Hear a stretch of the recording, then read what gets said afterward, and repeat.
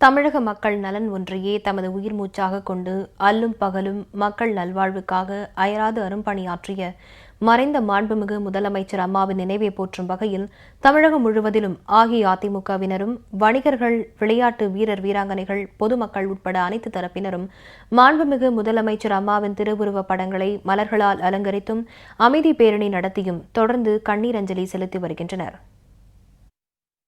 நாகை மாவட்டம் சீர்காழியில் ஆசிரியர்கள், மாணவ மாணவிகள், கழக நிர்வாகிகள் உள்ளிட்டோர் மௌன ஊர்வலம் சென்றனர். பேரணியின் நிறைவில் மறைந்த மாண்புமிகு முதலமைச்சர் அம்மாவின் திருவுருவப்படத்திற்கு மலர் அஞ்சலி செலுத்தப்பட்டது. நாகை மாவட்டம் கொள்ளிடத்தை அடுத்த தொடக்கப்பள்ளி மாணவ மாணவிகள், மீனவர்கள் உள்ளிட்டோர் மாண்புமிகு அம்மாவின் திருவுருவப்படத்திற்கு மலர் அஞ்சலி செலுத்தினர். இதேபோல் திருமருகலை அடுத்த ஆண்டிப்பந்தல் கிராமத்தில் கழகத்தினர் மௌன ஊர்வலம் நடத்தினர்.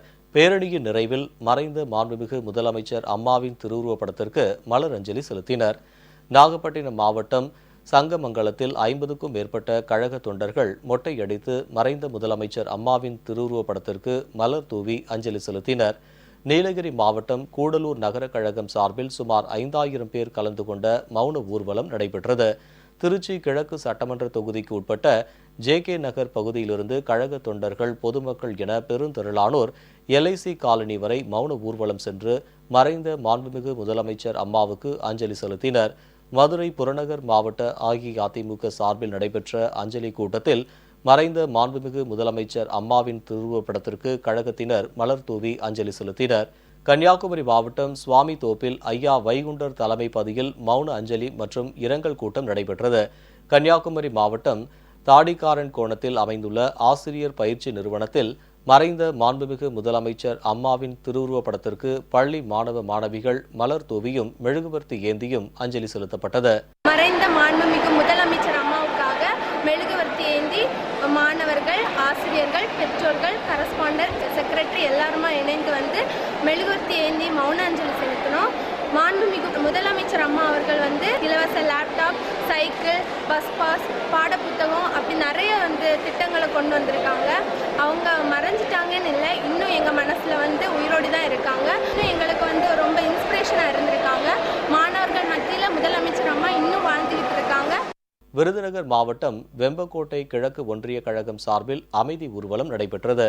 பழைய ஏராயிரம் பண்ணையிலிருந்து தொடங்கிய அமைதி ஊர்வலம் தேவர் சிலை அருகே முடிவடைந்தது. இதையடுத்து மறைந்த மாண்புமிகு அம்மாவின் திருவுருவப்படத்திற்கு மலர் தூவி அஞ்சலி செலுத்தினர். விருதுநகர் 25வது வார்டு கழகம் சார்பில் மறைந்த மாண்புமிகு முதலமைச்சர் அம்மாவின் திருவுருவப்படத்திற்கு அஞ்சலி செலுத்தப்பட்டது. கிருஷ்ணகிரி அருகே உள்ள காட்டுநாயனப்பள்ளியில் கல்லூரி மாணவ மாணவிகள் மறைந்த மாண்புமிகு முதலமைச்சர் அம்மாவின் திருவுருவப்படத்திற்கு மலர் தூவியும் மெழுகுவர்த்தி ஏந்தியும் மௌன அஞ்சலி செலுத்தினர்.